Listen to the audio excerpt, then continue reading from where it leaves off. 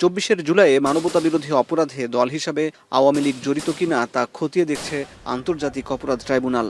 সংগঠন হিসাবে দলটি চূড়ান্তভাবে নিষিদ্ধ হবে কিনা তাও আদালত নির্ধারণ করবে। তবে তার আগ পর্যন্ত তাদের কার্যক্রম নিষিদ্ধ।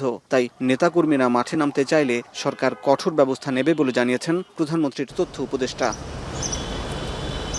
সচিবালয়ে সরকারের বিভিন্ন কার্যক্রমের অগ্রগতি নিয়ে আয়োজিত নিয়মিত প্রেস ব্রিফিংয়ে তিনি বলেন, কার্যক্রম নিষিদ্ধ আওয়ামী লীগের নাশকতা ঠেকাতে কয়েকটি জেলায় সেনা মোতায়েন করা হয়েছে।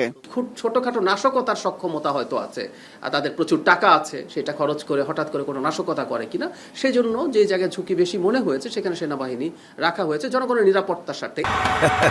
বিশ্বকাপ দেখুন বায়োস্কোপ প্লাসে, সব নেটওয়ার্কে, সব ডিভাইসে।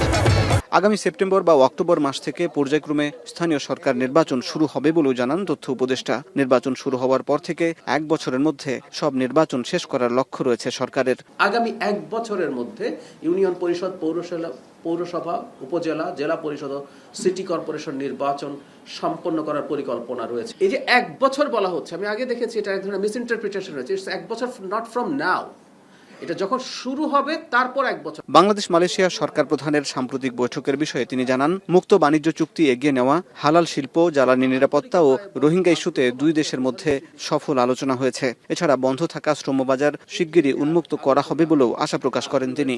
আন্তরিকতা এবং আগ্রহ মালয়েশিয়ার প্রধানমন্ত্রীর দিক থেকে আমরা দেখতে পেয়েছি। সেটা হবে। আর একটা কথা একটু বলে রাখা ভালো, অতীতে শ্রমবাজার বারবার হওয়ার পরও আমাদের দিক থেকে কিছু সমস্যার কারণে আবার বন্ধ হয়েছে।